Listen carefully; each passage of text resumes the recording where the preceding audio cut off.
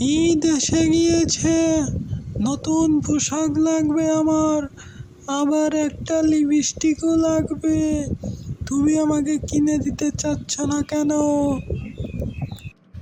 ঠিক আছে, তোমাকে কিনে দেব, কিন্তু একটু সীমাবদ্ধর ভিতরে থাকবা।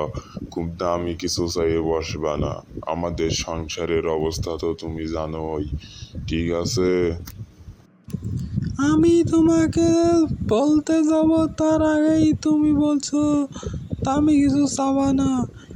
ওই রিপনের বউ 5,000 টাকা দিয়ে একটা শাড়ি কিনেছে, আর তুমি আমাকে কুমা জিনিস দিতে চাও। বিয়ের পর থেকে আজ পর্যন্ত ভালো কিছু পরাইলে না, এমন কেন তুমি? কেন তুমি এমন কথা বলছো? এর আগের ঈদেই তো, রোজার ঈদে তোমাকে 2500 টাকা দিয়ে একটা থ্রি পিস কিনে দিয়েছি, আর তুমি আজ মানুষের কথা শোনাও। তুমি সুযোগ পেলেই এর ওর কথা তুলে নাও। আমি যদি তোমাকে অমন কিছু না দিতে পারি, তোমাকে তো আর ভাতের কষ্ট দিই না, নাই কাপড়টা একটু কমা হতো। কুমা দিলে হবে না, কারণ আমি তাদের সঙ্গেই চলি, একসঙ্গে বসে গল্প গুজব করি। তাদের সঙ্গে না চললেও তো আমার ভালো লাগে না। তুমি তো থাকো বাইরে, তাদের সঙ্গে যখন আমি থাকবো, আমার গায়ে কুমা কাপড় থাকলে তারা টিটকারি করবে। তুমি কি এটা বুঝো? তোমার তো শুনতে হয় না। তোমাকে একটু সংসারের কথাও চিন্তা করতে হবে।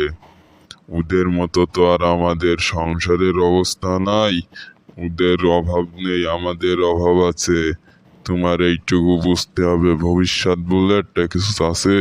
আমাদের ছেলেদের কষ্ট তোমরা মেয়েরা বোঝো না। সারাদিন কষ্ট করে আসি তোমাদের জন্য, নাই তো আমাদের এত খাটনি করা লাগে।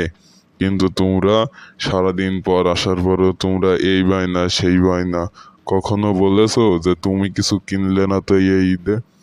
তুমি একটা গেঞ্জি কেনো, কিবা তুমি একটা জামা কেনো, সব সময় তুমি তোমাকে নিয়ে ভাবো, আমার জন্যও তো কিছু ভাবতে পারো নাকি? থাক থাক, তোমাকে আর তোমাকে কি কিনে দেওয়া বলেছে আমি লাগবে না। কিনে দেব না? তোমার কাছে কিন্তু একটা জিনিস চাইলেই তুমি যেইটা 100 সত্যি কথা অজুহাত ওইটাই দেখাও। তো বললাম। তুমি তারপরও তুমি রাগ করো। আমরা ছেলেরা যাব কোন দিকে? পারি না নিজের জন্য কিনতে, ফ্যামিলির জন্যও কিছু কিনতে পারি না। তোমাদের দেব না আমরা কিনবো?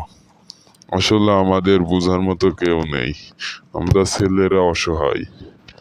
ঠিক বলেছি তো বন্ধুরা? আসলেই তোমাদের ফ্যামিলির সাথে মিলিয়ে নেবে। আমার ফ্যামিলির মতোই তোমাদের ফ্যামিলি। কার মন জোগাবে, মার না বা বউয়ের?